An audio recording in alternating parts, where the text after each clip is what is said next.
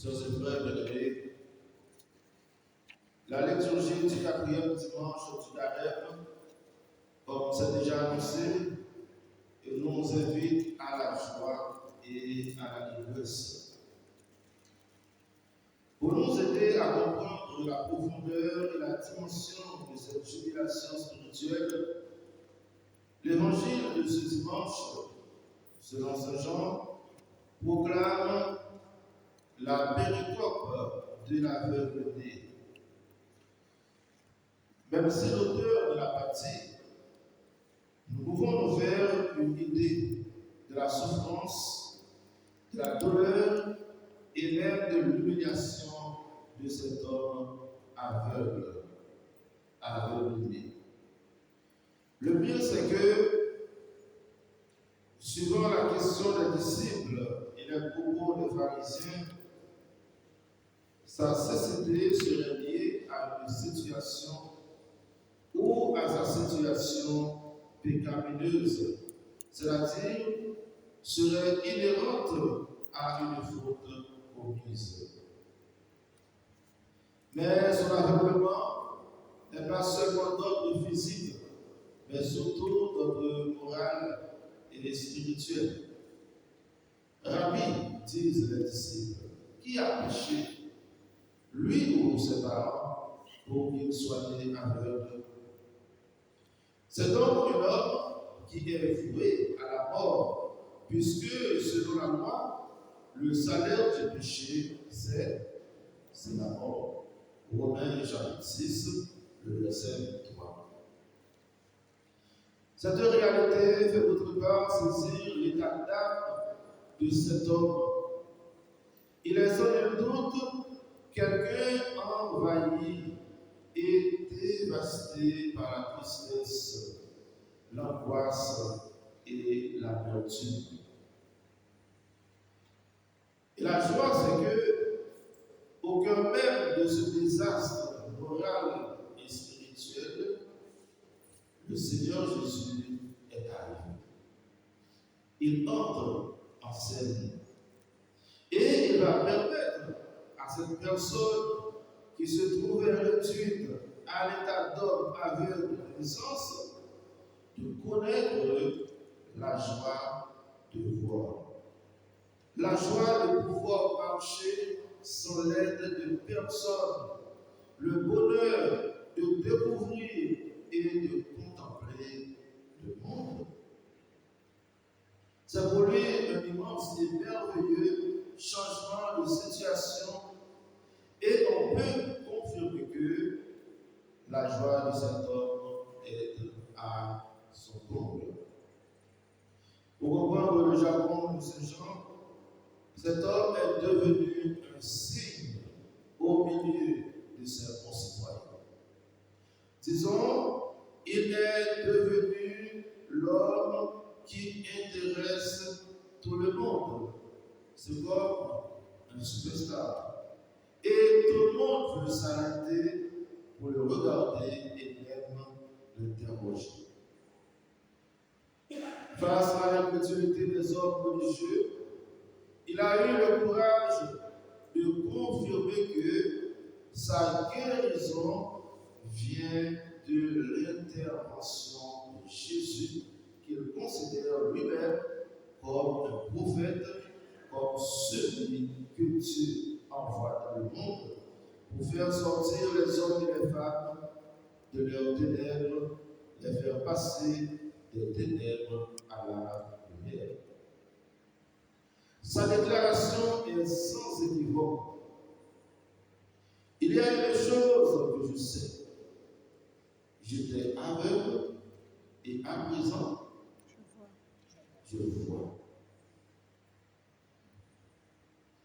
Même si ses propres parents ne parviennent pas à en témoigner par peur ou par manque de courage, lui, il assume toutes les conséquences de sa guérison miraculeuse.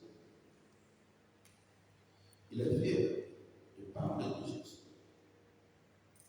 Plus tard, en rencontrant Jésus de nouveau, il confie professe sa foi en lui. Crois-tu au Fils de l'homme? Le demanda Jésus. Et lui répond, je crois, Seigneur. C'est la profession de foi. Et il se prosterna devant lui. La foi prend naissance. Et la foi nous conduit, chers amis, à l'adoration.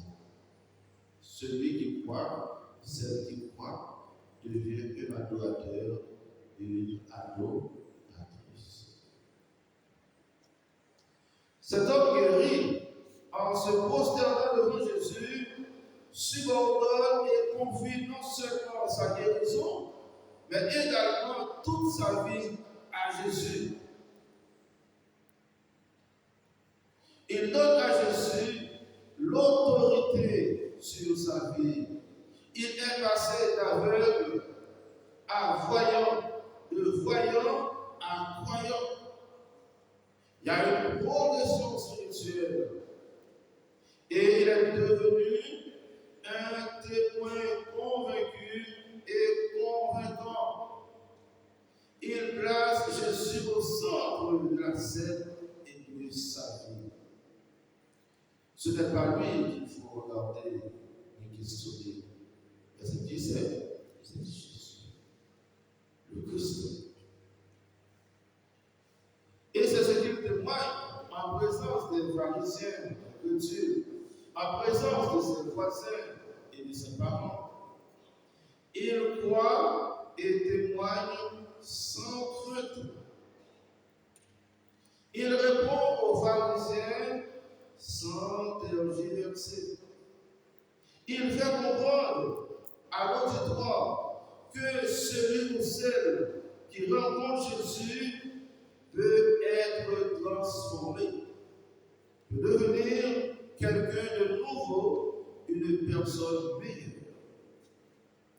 Chers amis, je vous invite à retenir cette phrase.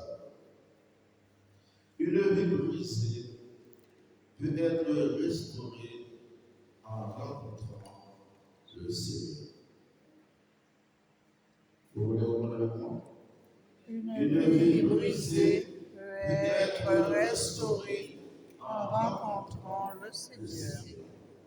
Même si vous oubliez toute l'homélie, mais au moins, gardez cette phrase. Une vie brisée peut être restaurée en rencontrant le Seigneur. Oui, frères et sœurs, rappelons-nous que par notre baptême et notre confirmation, nous avons été illuminés et éclairés par le Christ. Mais que faisons-nous de cet éclairage spirituel? Est-ce que vous éclairez vos familles? Est-ce que vous éclairez les confrères, les consoeurs, les collègues de travail, ceux qui sont dans votre entourage? Est-ce que vous les éclairez? Comment vivons-nous notre relation avec le Seigneur et avec les autres? Toi qui es croyant, toi qui es croyante, est-ce que tu es une lumière pour ta famille? Quand il y a un souci dans la famille, est-ce que tu convoques les frères et sœurs, papa, maman, pour s'épouser, pour s'asseoir, pour discuter, pour éclairer la situation?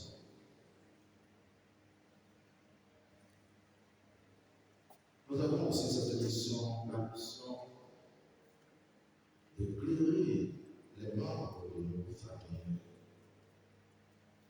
À l'approche du temps pascal, nous sommes invités à revoir ou encore à faire une mise à jour en profondeur en ce qui concerne notre relation avec le Christ. Oui, nous avons la foi. Tu n'es pas un doute. Vous êtes des croyants, vous êtes des croyantes. Je suis convaincu que vous êtes croyants, que vous êtes croyants. Mais très souvent, comme les parents de celui qui fut aveugle, nous avons peur de témoigner de l'intervention de Dieu dans notre vie. Et la preuve, travail, nous cachons le crucifix. On a peur de chanter un chant chrétien. Par peur du jugement des autres. Oui, chers amis, vous et moi, nous n'avons pas toujours le courage de prendre parti pour le Christ. Il nous arrive de cacher notre foi. Pour cheminer et parvenir à célébrer vraiment en toute clarté la fête de la résurrection du Seigneur, nous aurons besoin de cette vertu théologale qu'est la foi. Et même pour prendre position, pour lire et comprendre les événements actuels de notre société et du monde, la foi en Jésus-Christ pourra nous guider et nous éclairer. Chers amis, frères et sœurs, dans cette Eucharistie, demandons à la grâce de Vierge Marie, à Saint-Joseph et à Sainte-Anne, notre patronne titulaire, de nous aider à tenir le flambeau de notre foi allumé, afin de mener notre vie sur la terre comme des fils et des filles de lumière, comme des gens éclairés